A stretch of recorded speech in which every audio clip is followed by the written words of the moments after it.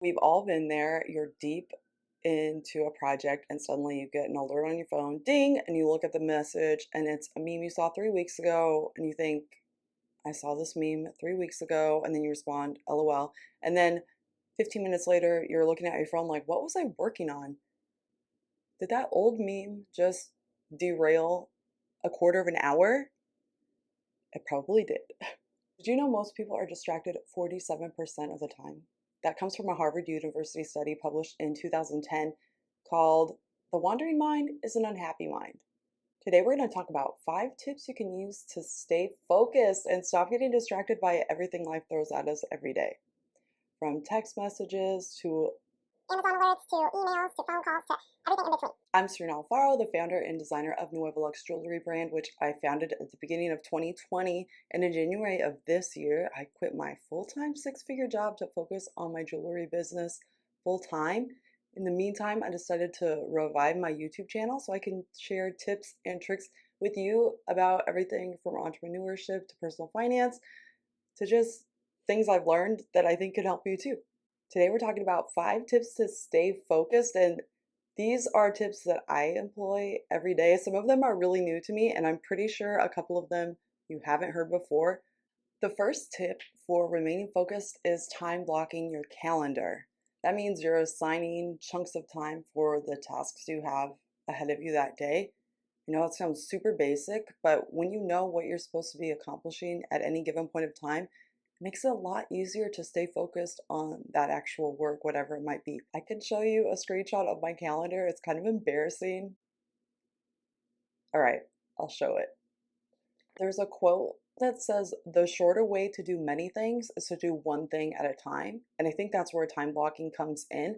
We've been fed this idea of multitasking and everything, but your brain is actually not set up to do that. Another quote says, multitasking is a way to do many things poorly all at once. So assign specific tasks to specific times and see if that can help you focus on what you want to accomplish. Controlling your own day is a practice many of us have lost, and it's incredibly difficult to break the habit of being constantly interrupted. I might get some flack for this one, but I started doing this about 2 weeks ago, so it's fairly new to me too. It's been incredibly liberating.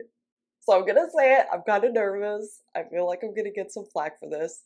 Is turning off alerts for your phone. And I don't mean do not disturb, and I don't mean work focus. I mean go into, I have an iPhone, so that's how I'm gonna describe it. Go into settings, go into apps, go into Instagram, turn off notifications. Go into Facebook, turn off notifications. Go into all the apps that pop up for you all the time, turn those notifications off. I don't need to be notified that Nordstrom is having a sale, because then I'm just going to spend money that I didn't even plan on spending. Nothing gets Nordstrom. I love that store. Just turn those things off. If you want to use social media for whatever set chunk of time you feel happy using social media a day, do that. But do that when you choose to do that instead of just every time an alert pops into your phone. Because you're just going to sit there scrolling. I know I sit on the toilet until my legs are asleep sometimes, just mindlessly scrolling. I can't be the only one that's doing that, please. Because that's super embarrassing if I am. Trust me, it's gonna feel weird the first couple of days, but you're gonna be so surprised at how much you can accomplish without those little intrusive alerts coming to your phone constantly. The reason I'm saying this is because I know you're thinking, oh, I talk to all my friends on Instagram, that's how I stay in touch with them. That's fine. You're still the master of your day, the master of your domain. I don't know if anyone's gonna get that. You can't just let anyone popping in take over your whole attention all the time. And personally, that's what I was doing. I would be like, oh, I'm in the middle of doing this really important thing. Next thing I know, I'm like scrolling. Try it. It's too scary for you. Try it for one day and then see how weird it feels to not have your phone vibrating all the time. For me, it's been life-changing. I feel like I have hours of my day back to do whatever I want with. Give it a try. So that's tip number 2. Tip number 3. This might sound a little woo-woo new agey to you, but trust me, it works. And if you've read the book Deep Work, then you probably already know this. This is a tip that helps me when I know I have things that I need to accomplish and focus on, and that is ritualize deep work. So that's when you know you have to write this thing. It's going to take you a long time. It's going to need your focus. You have some steps that you do to get your mind ready to engage and be used. So for me, I have to have my desktop totally clean, not my laptop desktop. I'm working on that. That's a work in progress. I mean, my actual workspace has to be clean. I have to have this lamp on over here, and I light a candle. And that's kind of like all these steps I do. It helps my mind get into the state of mind of like, okay, it's time to work. Granted, I've already applied the not having the alerts coming in on my phone all the time. And it's actually more helpful in my case when I do this ritual to have my phone in a totally separate room. So I'm not tempted to go grab it when I have a break in my focus. I'm not like, oh, who emailed me? That works for me. But try to set up some steps that you can do to help yourself get into the mode of working. Maybe it's a certain type of music, maybe it's not a candle for you, maybe it's a cozy robe, I don't know. But if you can do some steps for yourself to know that, okay, now I'm stepping into work mode, it can be very helpful. That's something that I try to do. Well, it is something that I actually do. Find it very helpful for getting myself into the creation mode, especially when I'm at my computer. Give it a try, see what you can do. Maybe it's spraying a certain aroma or Getting a fresh pot of coffee going and a cup of water. specific notebook or a specific pen or something like that. Just your mind will start getting trained like, okay, I know what I'm about to do. The next two tips are the newest to me, so hopefully they can help you too. Tip number 4 is practice meditation. And I know what you're thinking because I used to think the same thing.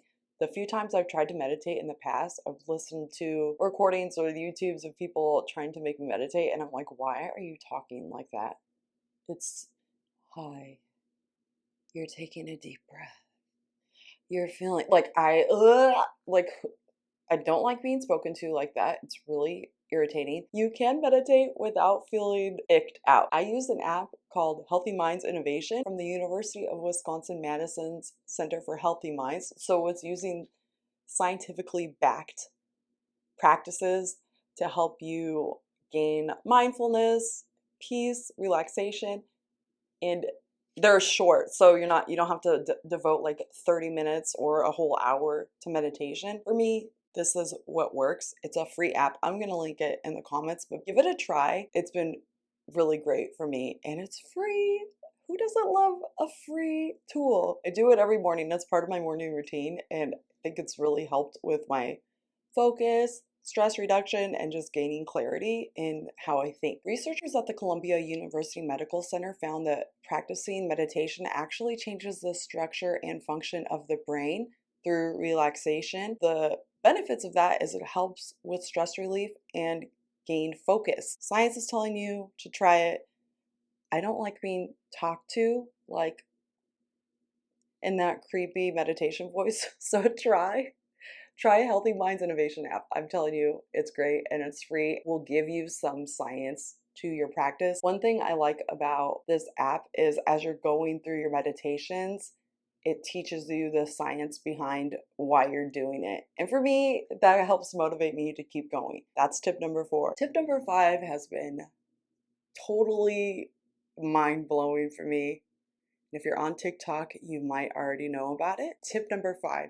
Please try this as soon as you're finished watching this video and just see what it does for you. This is totally new to me. And by that, I mean, like I've learned about this in the past like 3 months. So the newest of all of these is listening to brown noise. We all know what white noise is, right? I need white noise to fall asleep. And there has been studies about how white noise can help people with ADHD focus more. But brown noise, for me, the first time I heard brown noise, I was in shock because my inner voice, the things in my head that are yapping all the time, they're talking to me right now, was just quiet. My number one listened to music on Apple Music is brown noise, which I know sounds really weird. I think it's a higher frequency version of white noise. Some people find that brown noise is more effective at quieting their inner thoughts and helping them remain focused. For me, it is, I can't even just try it. Listen to some brown noise and see how that your thoughts are just like on mute. It's wild. I love brown noise. It's a weird name for noise. Those are my 5 tips for staying focused. Let me know if any of those were new to you or if you're gonna try any. And as always, like, comment, and subscribe. Thank you so much for watching, and let me know what you want me to talk about next.